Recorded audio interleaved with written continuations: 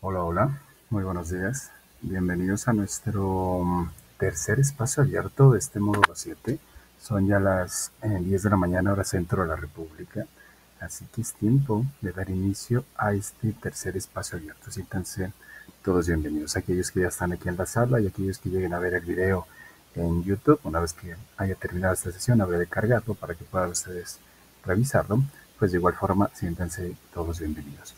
La orden del día, ya la conocen, es la misma serie de actividades que hemos venido realizando a lo largo de estos espacios abiertos: presentación, propósito, contenidos temáticos, resolución de dudas y conclusiones, ¿ok? Pues bueno, nuevamente siéntanse todos bienvenidos. Me presento para todos ustedes, saben que no es presunción, es protocolo que nos pide seguir Perpa en línea para que tengan en cuenta quién está a cargo de este módulo. Mi nombre es José Daniel Juárez Tlalpan, soy licenciado en Lenguas Modernas con la especialidad en la enseñanza del inglés. Tengo una maestría en estudios históricos relacionado con la evolución histórica de la lengua y actualmente curso el doctorado en investigación e innovación educativa, desarrollando una metodología para la enseñanza de lenguas. Al campo disciplinar al que pertenezco aquí en Prepa en Línea es al de la comunicación. ¿Ok? Nuevamente, no es presunción, es protocolo que debemos seguir. ¿Cuál es nuestro propósito? Es prácticamente el mismo propósito que ya hemos citado en espacios abiertos anteriores, y es aclarar dudas sobre los temas gramaticales que más causan confusión durante, en este caso, la segunda semana del módulo 7, por medio de la explicación de cada tema y estructura gramatical, así como del vocabulario y pronunciación, para lograr la entrega en tiempo y forma de cada tarea y o actividad. ¿Ok? Ese es nuestro propósito. Bueno, antes de seguir adelante, debemos recordar estas reglas que son extremadamente importantes y que en muchas ocasiones me ha tocado que varios estudiantes no las conocen por más que se las señalamos. Suelo dejarles estas reglas cargadas ahí en el foro de aprendizaje. Van a encontrar ahí entre los primeros mensajes de cada semana una pregunta que por ahí coloco y un archivo adjunto donde vienen las reglas de etiqueta. Importante que le den un repaso, que la revisen para que sepan ustedes la forma en la cual debemos todos, en conjunto, todos los que estamos aquí involucrados en este proceso, seguir la interacción. Es muy importante, léanlas por favor, revísenlas por favor. Si tienen alguna duda, algún comentario al respecto, háganmelo saber de igual forma. Pero les pido, de verdad, que vayan a ese foro de aprendizaje, en este caso el que ya abrimos para esta segunda semana, y denle clic a las reglas. Pueden ustedes leerlas para que tengan en cuenta de qué tratan estas reglas, ¿ok? Aquí las tienen también enfrente para que las tomen en consideración y sepan la manera en la cual debemos interactuar todos, ¿ok? Yo normalmente les señalo que ninguno de mis comentarios que llego a emitir, ya sea aquí en este espacio o en cualquier otro espacio de la plataforma, nunca son con el fin de sobajar, ni de menospreciar, ni nada de eso. Todos y cada uno de ellos van dirigidos a que podamos mejorar en cuanto a los productos que entregamos. En ocasiones suelo señalar, sobre todo aquellos que llegan a escribirme, señalarles algunas cuestiones para una mejora en cuanto a la redacción y también en cuanto al tono. A veces no nos damos cuenta, el halago como la ofensa no está en sí en el qué, está en el cómo, en la forma en cómo nos dirigimos a alguien. Ahí vamos a encontrar tanto la ofensa como el halago. Puede ser la misma palabra que emitimos, pero el tono en el cual lo decimos termina dando el significado que tanto estamos buscando, ¿ok? Pues bueno, revísenlas por favor para que ustedes tengan en consideración de qué tratan. Bueno, vamos avanzando. ¿Cuál es el tema de esta unidad o de esta semana de trabajo? Este tema es importante debido a que en la semana previa, en la actividad integradora número 2, ustedes tuvieron la oportunidad de responder esta actividad con un tiempo gramatical en específico, que era el pasado progresivo. ¿Puede haber una combinación entre el pasado progresivo y el pasado simple? Sí, sí puede haber. De hecho, los ejemplos que ustedes encuentran en la plataforma se los dejan ver. Yo estaba, no sé, yo estaba cenando cuando el teléfono sonó. El primero es pasado progresivo, el segundo es pasado simple. ¿Se pueden combinar? Sí, sí se puede. La situación es que muchos, y digo muchos porque prácticamente la mayoría, respondió esa tarea con pasado simple. Y no encuentro por ningún lado el pasado progresivo, no está. Algunos emitieron respuestas muy extensas, que ya les puse ahí los comentarios, y que ese tipo de respuestas, que es lo que he venido señalando, el uso de inteligencias artificiales o de los traductores automáticos no está penado en sí. Sí pueden utilizarlos como apoyo, pero no que sea el autor completo de su tarea.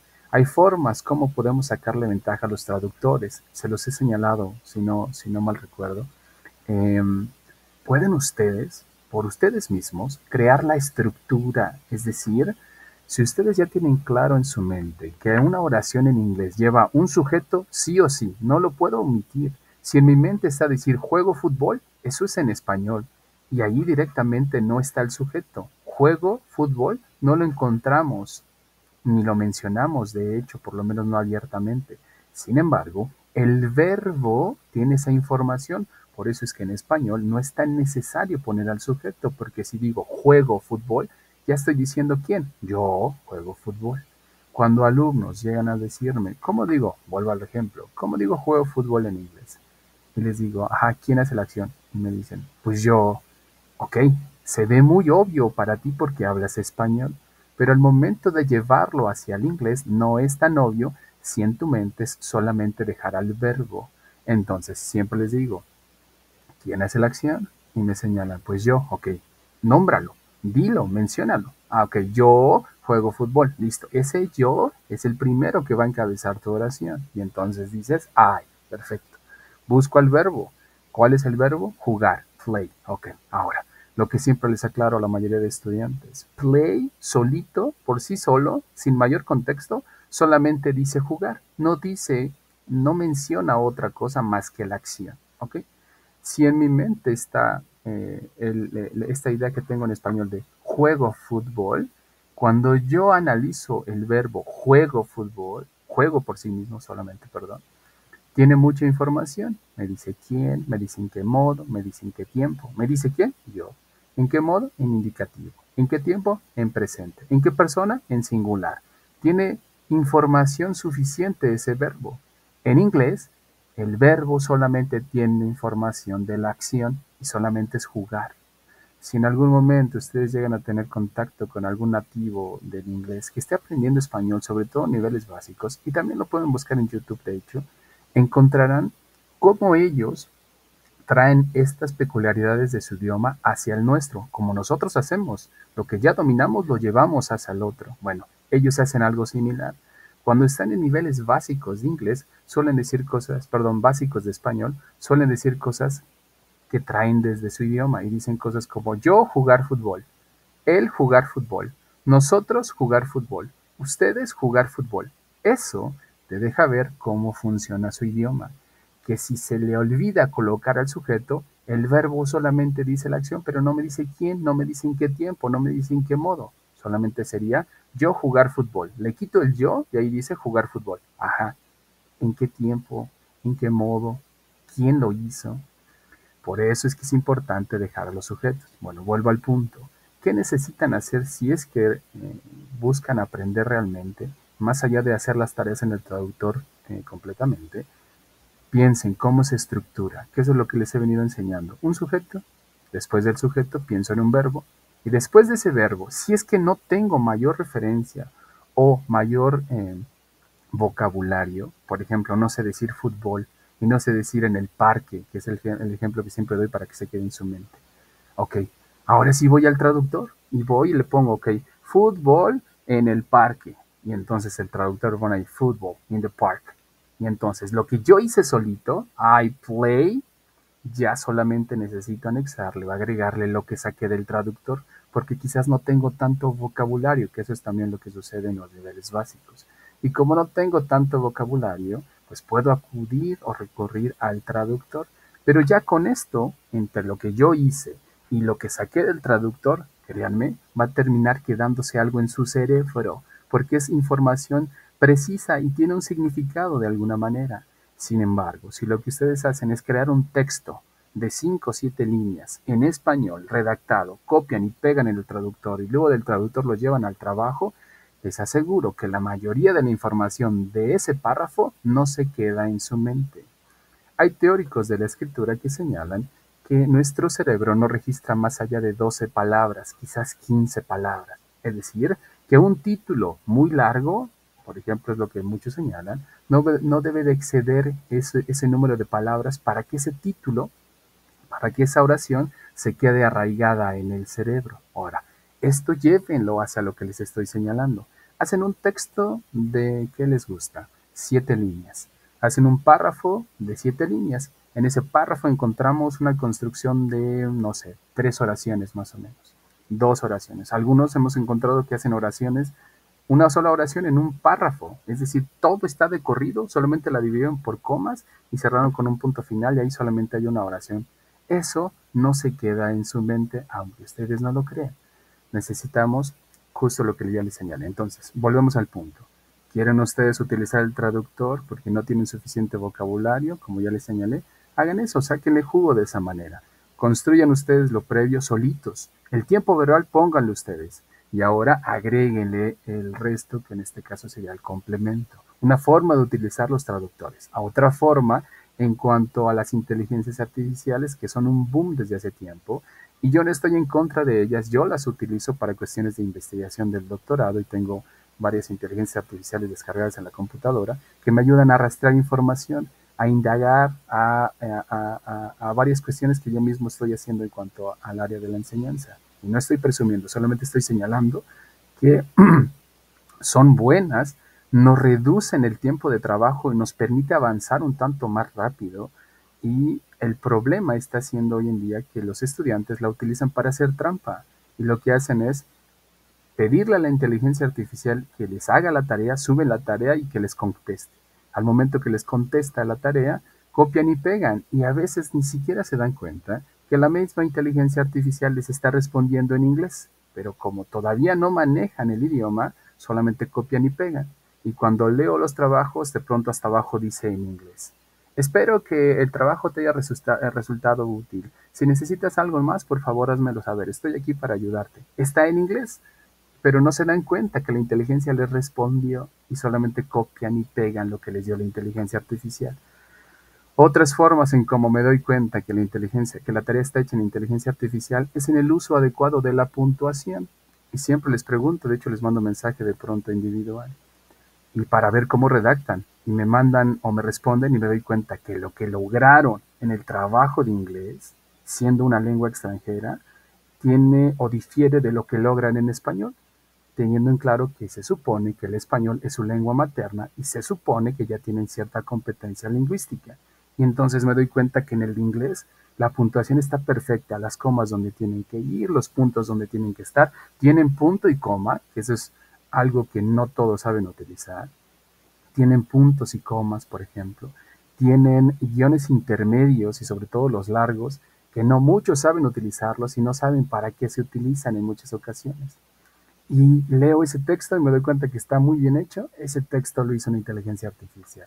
Porque de hecho ni los profesionales de la redacción, ya hablamos si es que conocen a alguien o algún compañero conocido que tenga muy buena redacción, tampoco suele utilizar los guiones en muchas ocasiones. Y los guiones se utilizan para varias cuestiones, ¿ok? Para separar ideas dentro de una oración, funcionan como una especie de paréntesis también y otras tantas cuestiones hacia el inglés. Pero bueno, ¿cómo recomiendo utilizar la inteligencia artificial? Y perdón que me esté dilatando mucho en esto, pero sucedió en la semana anterior en varias tareas. No necesitan pedirle a la inteligencia artificial que les haga su tarea. Hagan ustedes la tarea solitos. Aviéntense los videos que les dejan cargados en la plataforma. Revísenlos. Y les vuelvo a repetir lo que se supone que ustedes tienen que hacer en cuanto a sus prácticas académicas. Revisen la plataforma porque es su profesor de inglés. Ese es su profesor de inglés. Vean el contenido que tiene y si aún así, después de darle la revisión completa a la plataforma, no comprendo de lo que me están hablando o sigo teniendo dudas, pueden indagar o de hecho tienen que indagar ustedes mismos. De esto va el modelo si es que no se han dado cuenta. Muchos esperan que sea un modelo tradicional, que sea el mismo que ustedes conocieron en la secundaria o en la primaria, donde el profe me dice todo. Aquí no hay un profesor. La plataforma es su fuente primaria de información. Si es que después de eso no conseguí despejar mis dudas, necesito indagar, generar conocimiento o aprendizaje a través del descubrimiento. Indago. Muchos ya están inmersos en las redes sociales, en YouTube, en TikTok y en todos los Reels, por ejemplo. Pueden indagar en cada una de esas redes. En YouTube, buscar, ok, presente simple. Le pongo ahí, presente simple, no sé, explícame el presente simple de forma fácil o para niños, si lo quieren ver de esta manera, les dan ejemplos más entendibles, aunque no lo crean. Y descargan y ven el video, más bien dicho, accesan, ven el video, ven cómo funciona. Después de eso, o después de haber indagado, siguen teniendo dudas, pueden contactarme sin ningún problema y me hacen saber cuáles son sus dudas y sus preguntas siendo muy específicos. Si después de eso siguen teniendo dudas, pueden venir a los espacios abiertos para que podamos apoyarlos, ¿ok? Hay varios momentos para poder subsanar o para poder solucionar esto que ustedes se van enfrentando en el camino, pero tenemos que tener claro qué es lo que tenemos que hacer. Ahora, ¿cómo puedo utilizar la inteligencia artificial para que no para hacer trampas, sino para que aprenda realmente? Hacen la tarea ustedes mismos como ya les señalé. Digamos que ya hicieron sus oraciones de yo juego fútbol soccer, I play football soccer. Y de pronto sigo teniendo dudas y digo, no, no me suena, algo está mal. Ok, voy con la inteligencia artificial y le pido que por favor revise mi oración. Y le pido, actúa como un profesor de inglés y revisa la siguiente oración. Dime si está incorrecta, señálame errores, señálame esto. Tú le dices qué buscas que te señale o con lo que tiene que cumplir esa oración. Y te va a desglosar lo que se supone que halló en esa oración. Tiene sesgos, ¿eh? Porque de hecho también tiene fallos la inteligencia artificial, pero por lo menos se aproxima mucho al acierto, demasiado de hecho diríamos. Pero en algunas ocasiones, sobre todo en el uso del inglés, sigue teniendo fallos, traduce como si tradujera en otros idiomas, tiene varios fallos de hecho, pero sí se acerca de alguna manera al acierto. Entonces, si ustedes le colocan lo que ustedes hicieron y le preguntan, oye, ¿cumple con esto? Es decir, mis oraciones sí están en pasado simple, dime cuáles no están en pasado simple, señálamelas por favor. Y te las va a señalar, te las va a corregir si le pides que te las corrija. Pero a lo que voy, ese proceso que acabé de hacer, haciendo la tarea yo solito, llevándola con la inteligencia que funcione como una especie de profesor o de asesor para que la revise, me dé retroalimentación, hace que en su cerebro cimente la información, más allá de solamente decirle, ahí está la tarea, hazla. Y listo, copio y pego y se la mando al asesor para que el asesor me califique y listo, ya. Ya pasé el bendito módulo de inglés que tanto dolor de cabeza me genera. Entonces, formas de poderlo utilizar les permite aprender inglés, aprender cualquier otro idioma y aprender un montón de cosas, la misma inteligencia artificial. Pues bueno, y aquí iba con eso. Eviten el plagio, que es justo a lo que iba con este comentario. Y dirán ustedes, yo hago mi tarea solito, ¿cómo voy a plagiar la información si es de mí? No me refiero, y luego les pongo ahí que por favor, en todas las retroalimentaciones coloco que es importante poner la referencia, pero no me refiero a la referencia de la información de ustedes mismos, sino la referencia de dónde es que aprendieron el punto gramatical, de dónde. Si dices que es de la plataforma, pon la plataforma. Si dices que estuviste indagando por tu cuenta o que aprendiste por tu cuenta y buscaste un video de YouTube, ponlo. ¿Para qué me sirve? Me sirve también para darme cuenta de dónde te estás alimentando y ver si realmente eso es realmente bueno para con lo que necesitas aprender. ¿Ok? Entonces tómenlo en cuenta. Bueno, vamos avanzando. Aquí enfrente tiene este organizador gráfico que ya les he venido presentando, donde les ayuda a organizar sus notas, ya sea para esta sesión, para la revisión de los videos, 4 pasos sencillos, título, notas, palabras clave y resumen. Título, por ejemplo, de esta sesión, pasado simple, notas, lo que va surgiendo de esta sesión, palabras clave, estas palabras que pueden detonar algo en mi cerebro para tener referencia del tema, y resumen, una vez que termina la sesión, con sus propias palabras pueden hacer un resumen, o una vez que terminan de ver un video, con sus propias palabras pueden hacer un resumen.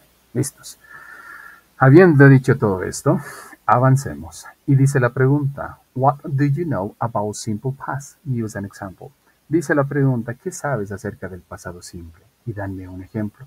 Tengo un par de estudiantes aquí en la sala. Tengo a su compañera Lisbeth y a Carla Guadalupe.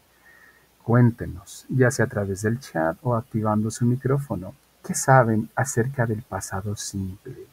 ¿Tienen algún ejemplo? Si lo quieren hacer en español, no hay ningún problema. Les menciono siempre que ya tenemos consolidado el español en nuestro cerebro Y teniendo en cuenta esto, podemos ir aprendiendo con base de nuestra lengua materna o en nuestra lengua materna, podemos aprender algún otro. De hecho, sí se puede. A ver, las escucho por favor o los leo.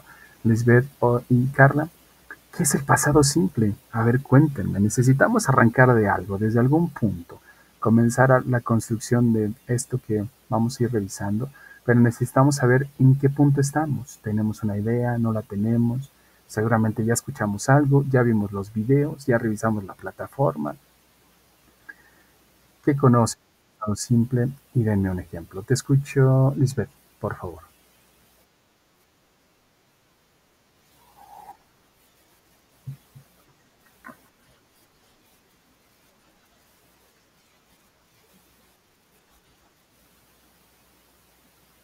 Gracias, Lisbeth. Sí, de hecho, estás muy cercana a lo que vamos a ver en un momento. Muchas gracias. Ahorita indagamos un poquito más. Carla, ¿te escuchamos o te leemos, Carla, por favor?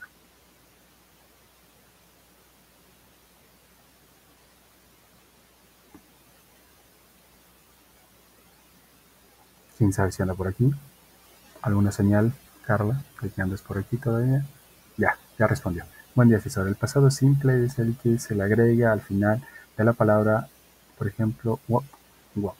Bien, sí, una forma de hecho ahorita vamos a entrar de hecho a esa parte para que diferencien el uso de la ed con verbos regulares y verbos irregulares. ¿Ok? Perfecto, muchas gracias. Bueno, ya tenemos alguna idea. Algunos dirán que no es importante arrancar desde esas ideas, que es importante pues ya irnos de lleno. Sí, es importante, aunque ustedes no lo creen. Aquí voy a hacer otro paréntesis para que ustedes tengan en claro. Esto es importante porque surgen dudas en algunas ocasiones. Yo respeto la forma en cómo trabajan todos los asesores. De hecho, no conozco a muchos. De alguna manera, nuestro trabajo es un tanto, sí, en academia, colegiado, pero cada quien por su propia parte en cuanto a los espacios abiertos, en cuanto a nuestras responsabilidades. Pero lo que voy es lo siguiente. Cada uno de ellos emplea las cosas que él considera son necesarias para con su labor y para que lo que a ustedes les pueda funcionar. Y en mi caso, me han sugerido muchas veces que agregue juegos dentro de los espacios abiertos, que les ponga Kahoot, que les traiga varios juegos en línea, y siempre señalo lo mismo, y no recuerdo si lo dije en la primera sesión.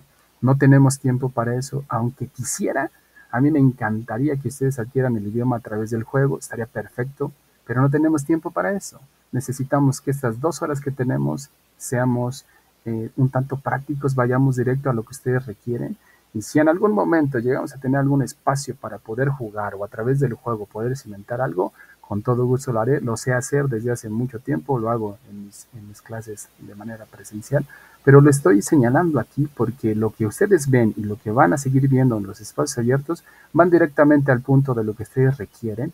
Y vuelvo a señalar, es por el tiempo que tenemos. 2 horas es muy poco para aventarnos 20 minutos jugando, medio 20 minutos resolviendo algo y otros 20 es muy poco tiempo.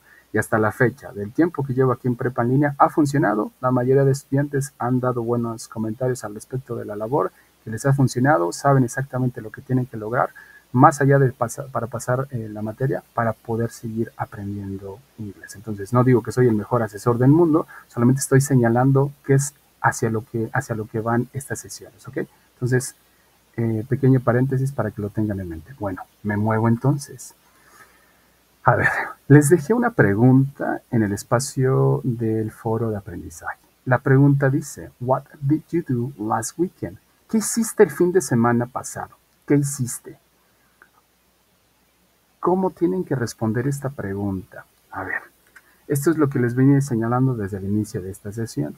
Si ustedes quieren construir oraciones en inglés, siempre necesitan utilizar sujetos. Okay.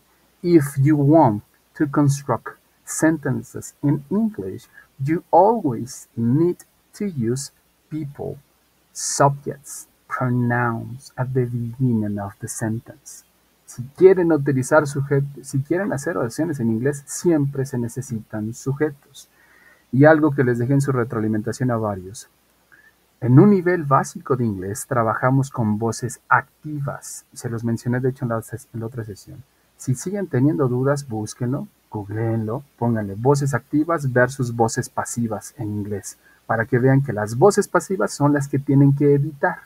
Y sobre todo porque ya hablan español y no nos damos cuenta que utilizamos voces pasivas, y cuando utilizan voces pasivas y mandan la tarea, me doy cuenta que eso lo hicieron en español, porque de seguro la versión está en español, la pusieron en el traductor, copiaron y pegaron. Entonces, busquen de qué trata una voz activa y de qué trata una voz pasiva. Eviten las voces pasivas y enfóquense en las voces activas, que son sujetos que hacen acciones. Esas son las voces activas, ¿ok?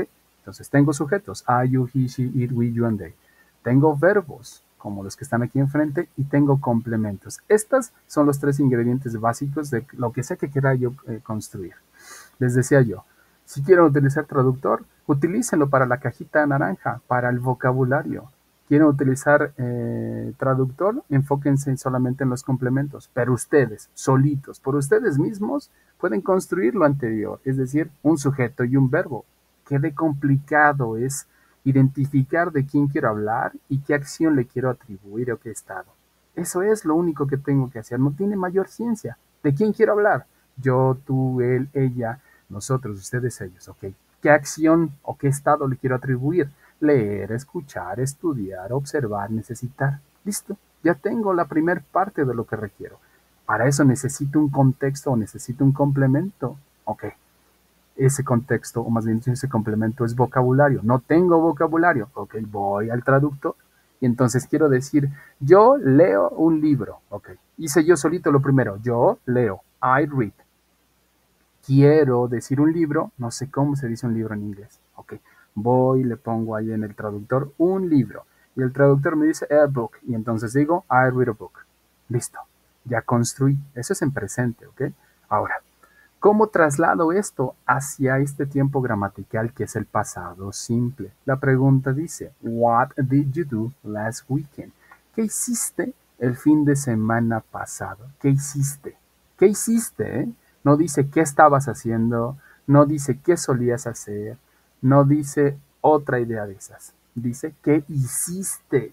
Entonces, en ese mismo tenor tengo que responder, yo jugué, yo corrí, yo dormí, yo leí. ¿Qué hice? Ok. Estos verbos que están en medio están en forma infinitiva, si lo vemos de esta manera. Ok. Necesito llevarlos al pasado. Ok. Voy a llevarlos hacia el pasado.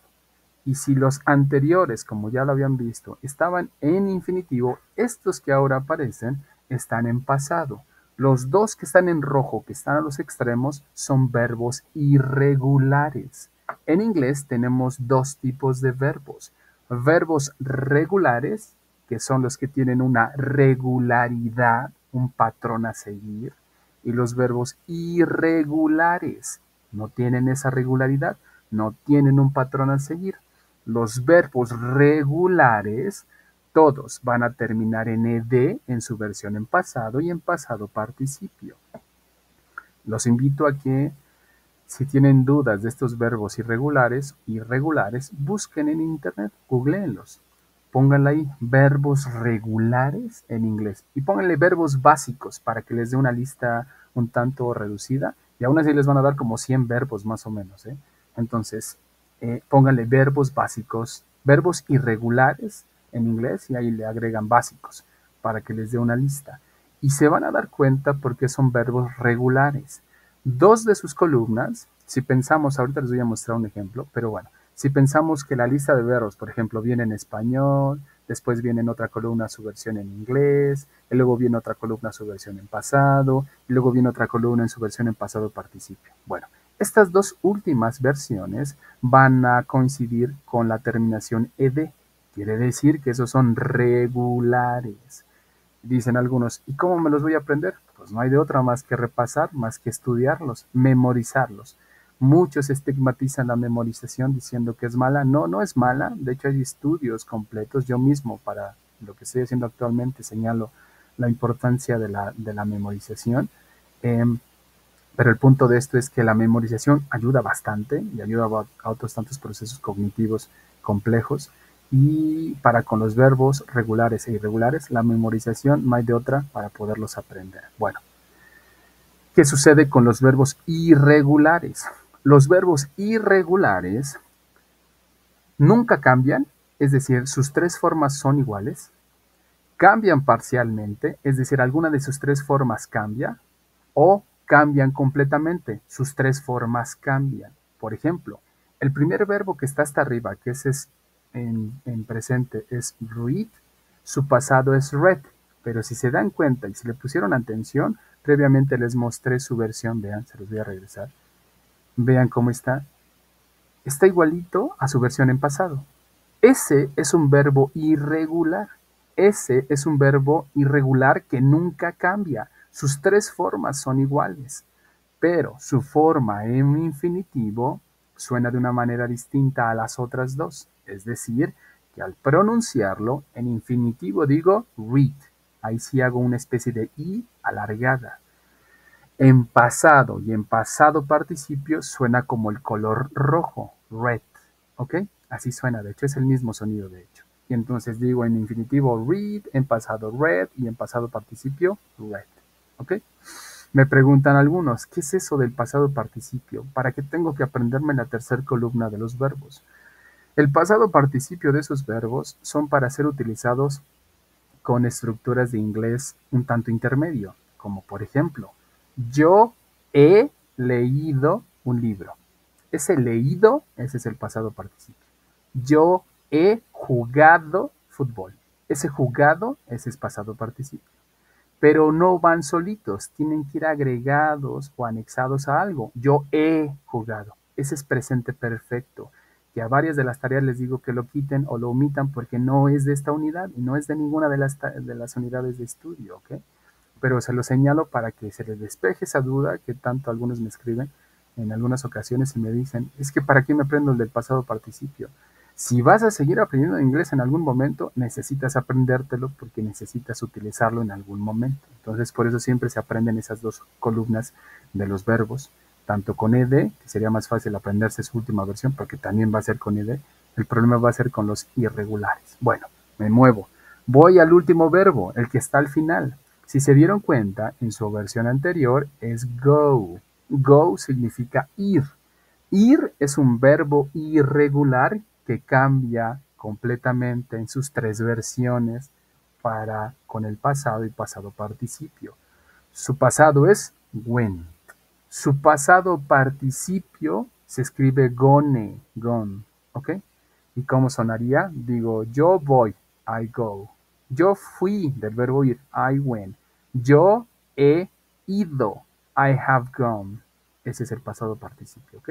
Enfoquémonos en el en medio, que es yo fui en pasado. Listo. Ahora, esto que tengo aquí enfrente, esta es la estructura del pasado simple. Y yo les pregunto, ¿qué de complicado tiene construir tú solito la parte gramatical o la parte verbal más bien? Decir, yo leí, yo escuché, yo bailé, yo fui. Eso lo pueden hacer ustedes solitos. Lo restante, que sería el vocabulario, que como les digo, en muchas ocasiones falta, se lo puede hacer el traductor si es que tanto tienen esta necesidad de acudir al traductor. Y aunque vuelvo a repetir, no es malo utilizarlo, solamente hay que saber cómo utilizarlo para que realmente surta el efecto que estamos buscando. Entonces dice la pregunta, What did you do last weekend? Espero su respuesta en el chat para irla registrando, ya saben que tenemos que tener registro de sus participaciones. Y la pregunta dice, What did you do last weekend? Y la respuesta dice, I listened to music. I went to school. Yo escuché música. Yo fui a la escuela. Ahora, el sonido de la ed, que es lo que muchos les apremia, el sonido de la ed, acuérdense de lo siguiente. La ed tiene tres sonidos en inglés para ser pronunciada. Tiene un sonido de ed, o ed dirán algunos, tiene sonido de T y tiene sonido de D. Y algunos estudiantes me dicen, está muy complejo, tengo que aprenderme tres cosas. Hace tiempo llegó a la institución donde laboro unos asistentes de idioma, ingleses y americanos. Y les decían lo mismo a los alumnos, no te compliques la vida, lo único que tienes que aprenderte es, apréndete cuándo suena como ed. Los verbos que tienen ed tendrán que sonar cuando su verbo, su raíz, termina en D. Por ejemplo, concéntrense en el primero, segundo, tercero, cuarto, quinto verbo. de arriba hacia abajo, que dice need. Ese need termina con D, en negrito. Luego el que le sigue es want. Ese want termina con T. Cuando los verbos terminen en D, de dedo, de Daniel, o cuando los verbos terminen en T, de torta, de tortilla, T, T, T, T, T, esos verbos, siempre y cuando sean regulares, se les va a agregar ed. Y ahí sí va a sonar la ed. Voy a decir needed. Voy a decir wanted. Ahí sí. En el resto de los verbos que no tengan terminación de D o de T, no va a sonar la D, o más bien dicho, no va a sonar la ed. Lo único que van a hacer, y ese es consejo, no es mío, sino es de los mismos nativos que llegaron a la institución, dicen, tienes que hacer un sonido de D, ok. Ve de dónde sale la D. D. Hazlo. Ahora, haz la T. Ve de dónde sale la T. T, T, T, T, T, T, T, T, T, T, T. La T sale como debajo de los dientes superiores. T, T, T. La D sale como de atrás de los dientes superiores. Y decían estos alumnos, cuando estás hablando en inglés, y son nativos, cuando estás hablando en inglés, dado la fluidez del mismo idioma, lo único que se espera es identificar, obviamente, el contexto y dentro de la pronunciación ciertos sonidos que muchas veces no son tan marcados, son sutiles. Y dice ese sujeto, se llama John, de hecho. Joe, perdón, le dice a estos alumnos, y es lingüista el chico, le dice a esos alumnos, solamente enfóquense en pronunciar la ed cuando sea necesario. En los verbos que terminen en D, needed. En los verbos que terminen en T, wanted. Y en el resto, solamente impacten su lengua después del último sonido del verbo. Por ejemplo, listen, ahí en listen, lo que van a hacer con la ed es impactar su lengua. Aunque algunos te dirán, no, tienes que hacer una D, tienes que hacer una T. Y baby, listen. Listen, sí, está muy bien y lo tienes que tener tú muy claro. A lo que me refiero, lo que ellos niños decían estos nativos, es que para que te dejes de estresar, enfócate cuando tenga que ser ed y dices needed. Enfócate cuando tenga que ser ed y dices wanted. En el resto dices listen. Y lo que hice fue impactar mi lengua. Listened, danced, watched, watched, danced, listened. Y listo. Y algunos dicen, no, es que ahí sonaba la T, no, es que ahí sonaba la D. Y les vuelvo a decir a estos nativos, déjate de estrés para contigo mismo, enfócate solamente cuando suene D. Y ya la misma práctica, después de tanto estar ensayando y ensayando, te va a ir señalando cuando vas a hacer la T, cuando vas a hacer la D. ¿Ok? Muy bien. Entonces leo sus respuestas en el chat. Dice su compañera Lisbeth. I listened to music. Perfecto. Lo mismo que tenemos aquí enfrente, pero lo colocaste tú mismo. I danced salsa. Muy bien. Gracias, Lisbeth. I danced salsa. Perfecto. Ahora, esto que tenemos aquí enfrente necesitamos llevarlo hacia el pasado. ¿Qué hacemos con el pasado? Ok.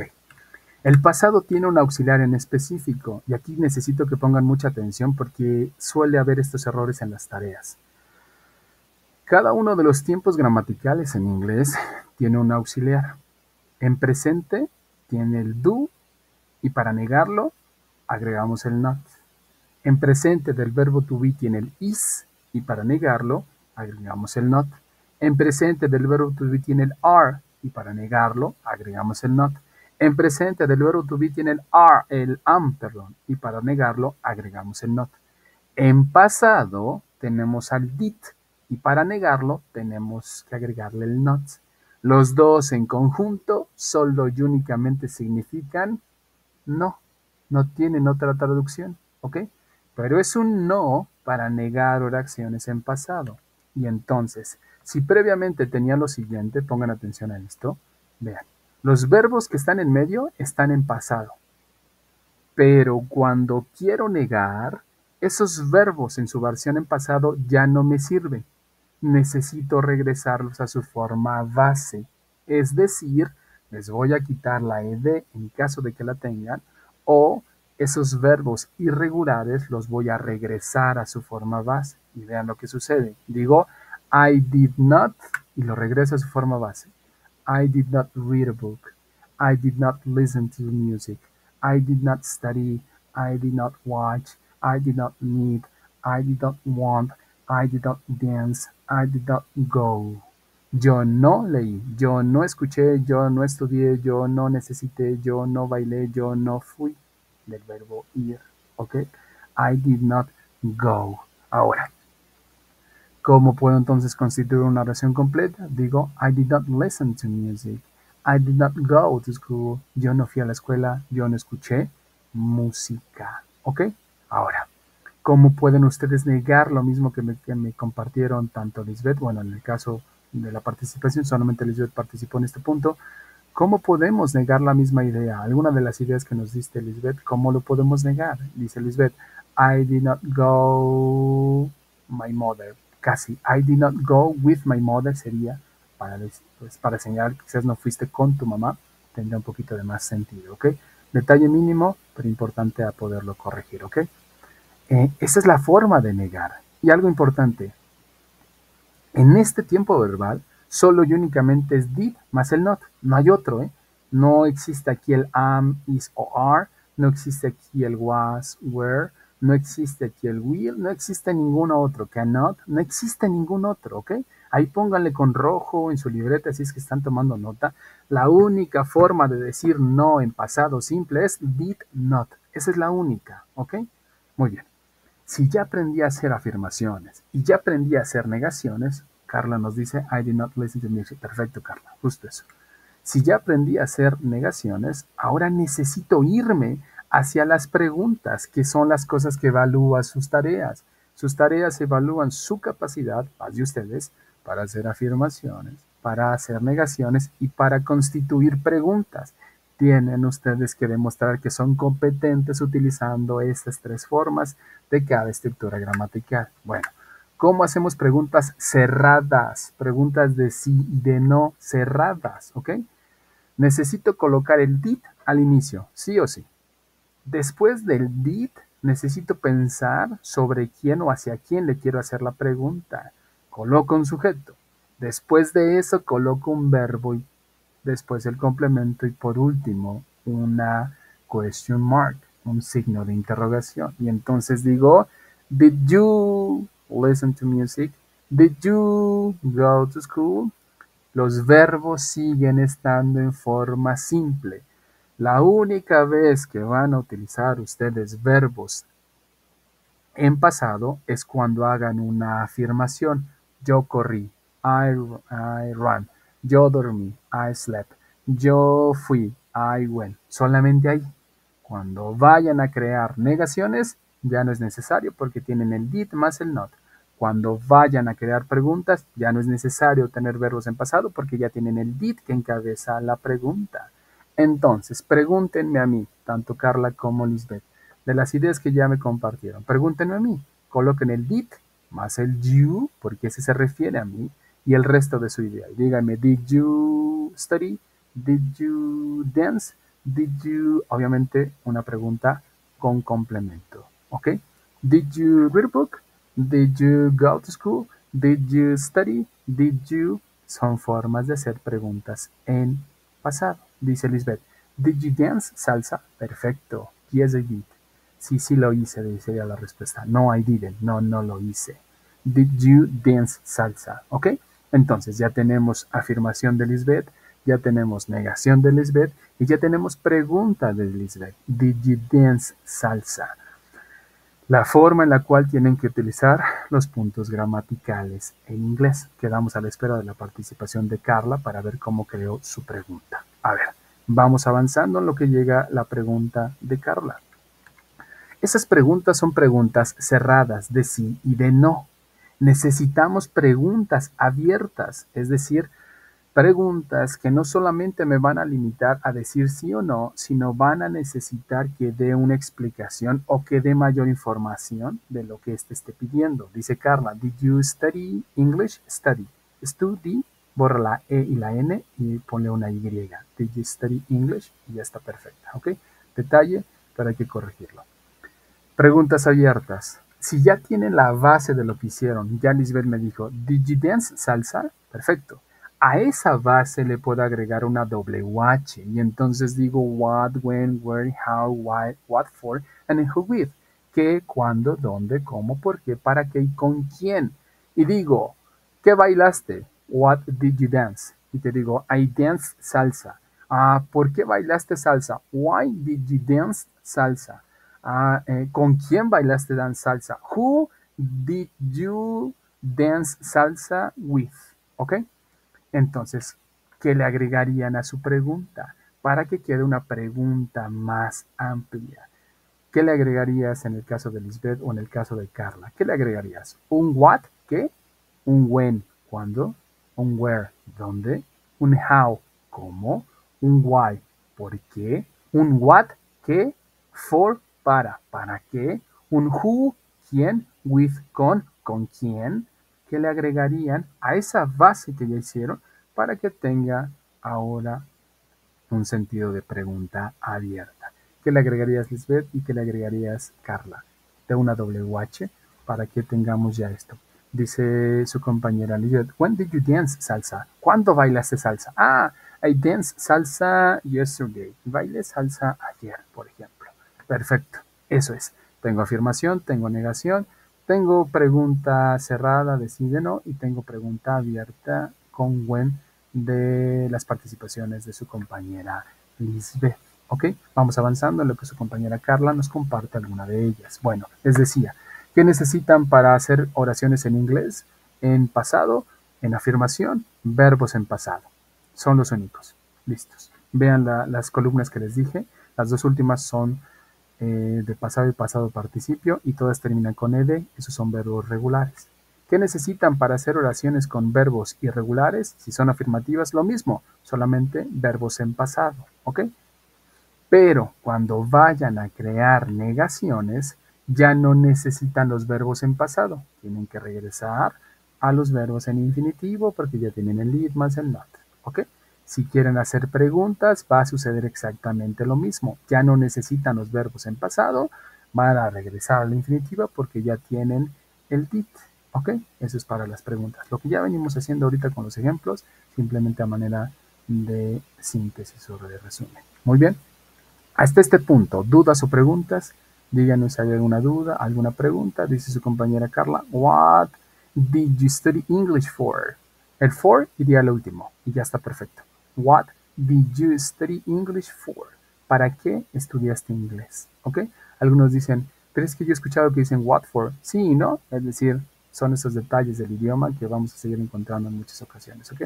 Pero la oración correcta es what did you study English for? ¿Ok?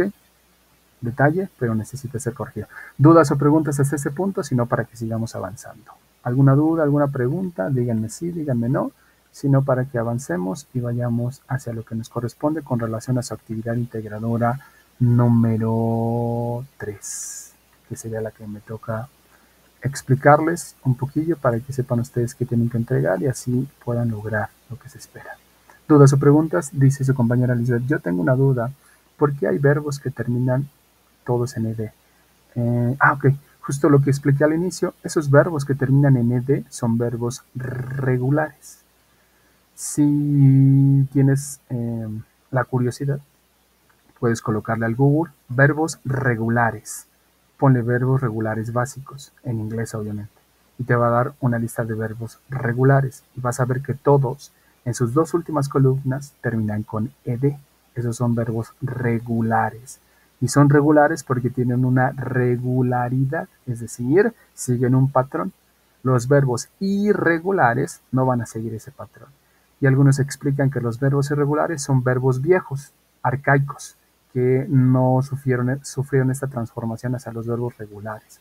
Es una explicación de un lingüista que alguna vez nos daba en algún momento. Y decía, por suerte ya hay cada vez más conciencia de ello y tenemos mayor número de verbos regulares, porque los verbos irregulares es muy difícil aprenderlos, diría él, y aún siendo nativo. Entonces imagínense para nosotros que no somos nativos del idioma. Dice su compañera Lisbeth, investigué eso, pero no entendí muy bien verbos regulares. Esos son en español. Esas son las terminaciones en español. Ponle verbos regulares en inglés. Esto que te dieron son las terminaciones para otro idioma. Sí. Ponle verbos irregulares o ponle verbos regulares y irregulares en inglés. y te va a dar una lista. Ponle, para que sea más claro, ponle lista de verbos regulares en inglés y que te dé solamente la lista de verbos regulares en inglés. Y le pones luego otra orden, lista de verbos irregulares en inglés y que te dé otra. Pero ponle ahí una nota aclaratoria al final, básicos, para que te dé los básicos, los que te vas a encontrar continuamente. Porque si la dejas muy abierta te va a dar verbos que en algún momento vas a conocer, pero como no son tan comunes en el discurso, de pronto vas a decir, ¿y estos cuándo los utilizo? Ponle los básicos, porque son los que siempre aparecen en el discurso, ¿sale? Listo. ¿Algo más? Sino para que pasemos a su actividad integradora número 3. ¿Alguna otra duda o pregunta? No. Gracias, Lisbeth. Bueno, entonces, a ver, pongan atención, porque aquí sucede algo muy extraño en esta actividad. Pongan atención en la actividad integradora número 3. La indicación dice lo siguiente. Recuerda el día más feliz de tu vida. Después escribe acerca de lo que sucedió, cómo te sentiste y por qué fue el día más importante para ti. Usa los tiempos verbales que has aprendido o has practicado durante los módulos de inglés. Presente simple, presente continuo, pasado continuo y pasado simple. Coloca una fotografía o imagen que ilustre ese día. Redacta un párrafo de 5 a 8 líneas con tu historia. Ok, ¿qué tienen que hacer? Tienen que redactar o hablar acerca del día más feliz de su vida. Ahora, recuerden que esta es una tarea para evaluar un punto gramatical, que la esencia de esta redacción es el pasado simple, porque es un día que ya sucedió, ya pasó. Tienen que enviar un texto, pero algo importante que en todas las generaciones sucede. Yo respeto su filosofía de vida, su cosmovisión, la forma en cómo se dirijan o enfrenten su día a día, las vicisitudes de la vida misma.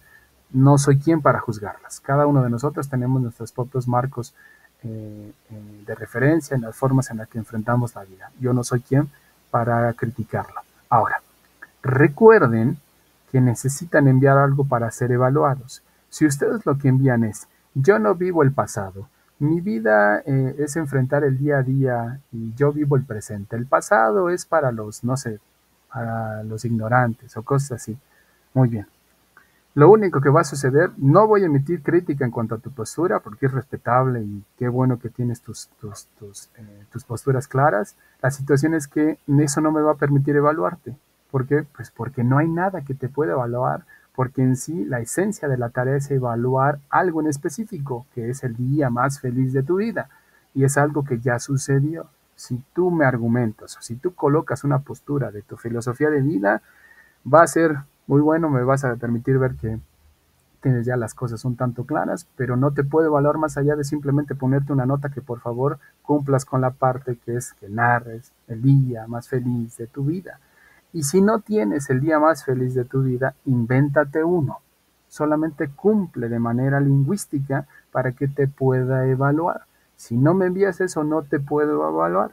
Y he tenido algunos alumnos que se molestan y me dicen, ay, a fuerza tengo que redactar algo. Sí, porque es parte de la actividad y si mandas ese producto me va a permitir evaluarte. Sé un poco flexible con tus propios esquemas, hay un poquito de flexibilidad, no tan rígido que te permita también aprender otras cosas. Entonces, crea eso, la esencia del texto es en pasado porque ya sucedió. Ahora pongan atención a lo siguiente, que es los errores más comunes que cometen los estudiantes en esta tarea. Vean, la plantilla que ustedes van a descargar tiene esto, es decir, tiene una serie de preguntas y la misma instrucción dice consider the following questions. Considera las siguientes preguntas a manera de referencia para elaborar tu párrafo. Es decir, que esas preguntas no necesariamente cumplen la función de que coloques una respuesta ahí adelante de ellas o bajito de ellas y esa es la tarea, ¿no? Las preguntas son una guía para saber de qué hablar. Dice la primera pregunta, what was the happiest day of your life? ¿Cuál fue el día más feliz de tu vida? What happened? ¿Qué sucedió? How did you feel? ¿Cómo te sentiste? Why was the happiest day of your life? ¿Por qué fue el día más feliz de tu vida? ¿Quieren responderla? Pueden responderlas, pero una vez que ya tengan las respuestas, esas respuestas les van a servir a manera de guía para construir su texto. Esa es la función de las preguntas. No es en sí un cuestionario ahí que pongan pregunta y respuesta y me manden eso. La indicación es redactar un párrafo de 5 a 8 líneas, ¿ok? Una vez que tengan eso, agreguen una foto. Pueden bajarla en internet, no necesariamente tienen que ser ustedes. Sí, sí pueden, ¿ok? Para que no haya ningún problema, siempre y cuando pongan la referencia. ¿Qué más les pide? Pongan atención a esta parte. Dice, ¿por qué es importante conocer eventos del pasado? Escribe 5 a 8 líneas a manera de respuesta. ¿Por qué es importante saber sobre estos eventos del pasado? Pongan ahí su postura. Ah, pues es importante para evitar repetir, no sé, errores. La postura que ustedes tengan, la idea que ustedes tengan, todo es en inglés. Salvo que la indicación te indique que hay una versión en español, coloca la versión en español, pero todo es en inglés. ¿Ok? Muy bien.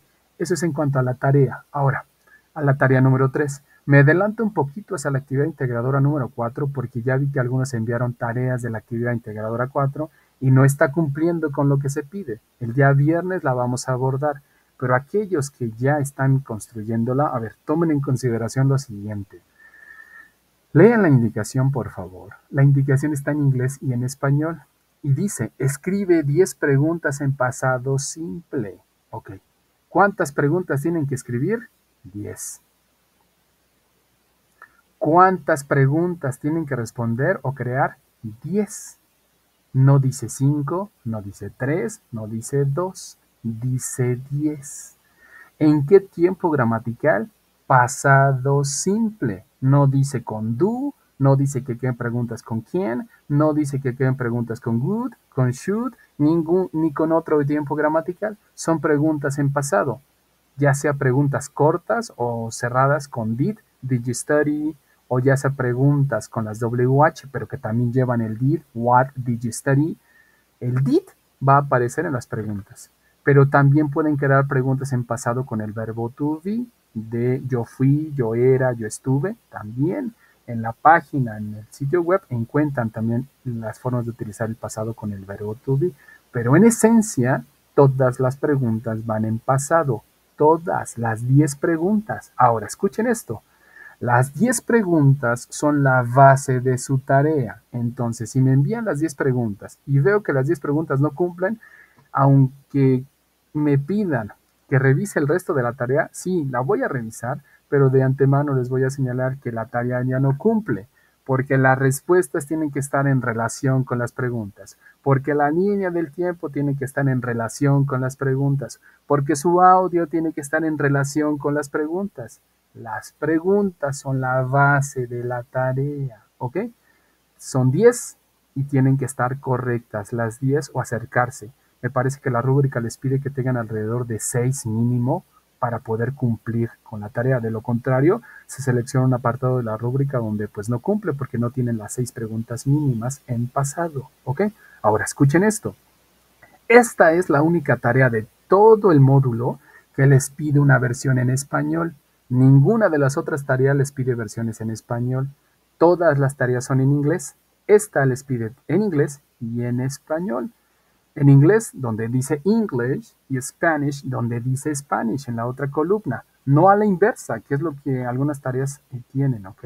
No a la inversa. Ahora, en el segundo apartado de esta tarea, les pide que respondan las preguntas, no les pide que hagan más preguntas.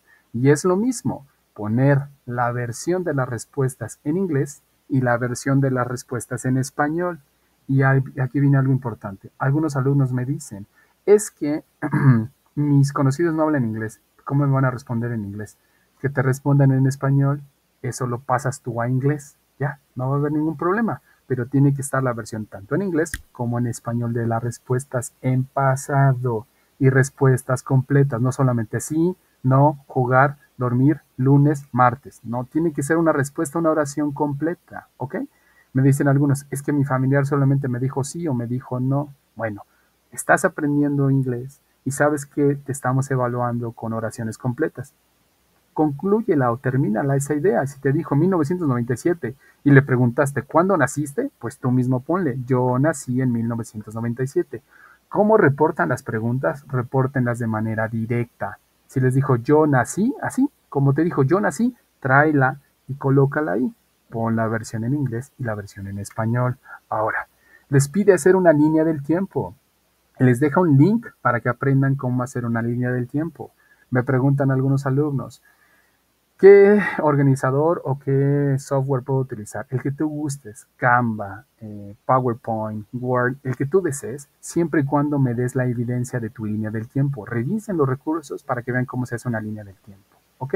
Y colóquenla. La línea del tiempo toma como base las preguntas. Por eso cuando hagan las preguntas, piensen que después eso lo van a llevar a una línea del tiempo. Y la línea del tiempo va de forma cronológica, no empezando con 1997 y luego en la siguiente dice, no sé, 2007 y luego en la siguiente dice 1997. No, va una fecha de inicio y va recorriendo desde el punto de inicio hasta la conclusión.